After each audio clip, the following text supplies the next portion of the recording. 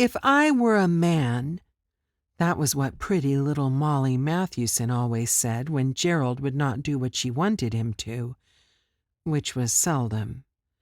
That was what she said this bright morning with the stamp of her little high-heeled slipper.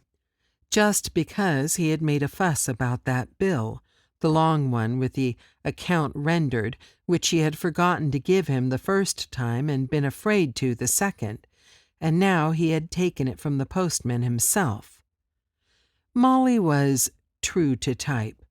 She was a beautiful instance of what is reverentially called a true woman. Little, of course, no true woman may be big. Pretty, of course, no true woman could possibly be plain. Whimsical, capricious, charming, changeable, devoted to pretty clothes and always wearing them well, as the esoteric phrase has it. This does not refer to the clothes. They do not wear well in the least, but to some special grace of putting them on and carrying them about, granted to but few, it appears. She was also a loving wife and a devoted mother, possessed of the social gift and the love of society that goes with it, and with all these was fond and proud of her home and managed it as capably as, well, as most women do. If ever there was a true woman, it was Molly Mathewson. Yet she was wishing heart and soul she was a man. And all of a sudden, she was. She was Gerald, walking down the path so erect and square-shouldered, in a hurry for his morning train, as usual, and it must be confessed in something of a temper. Her own words were ringing in her ears, not only the last word, but several that had gone before, and she was holding her lips tight shut, not to say something she would be sorry for.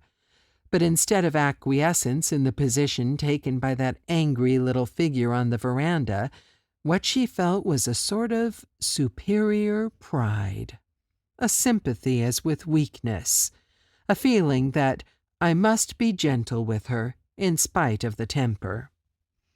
A man, really a man, with only enough subconscious memory of herself remaining to make her recognize the differences. At first, there was a funny sense of size and weight and extra thickness. The feet and hands seemed strangely large, and her long, straight, free legs swung forward at a gait that made her feel as if on stilts. This presently passed, and in its place, growing all day wherever she went, came a new and delightful feeling of being the right size. Everything fitted now. Her back snugly against the seat back, her feet comfortably on the floor. Her feet? His feet. She studied them carefully.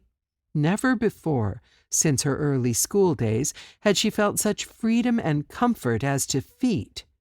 They were firm and solid on the ground when she walked, quick, springy, safe as when, moved by an unrecognizable impulse, she had run after, caught, and swung aboard the car.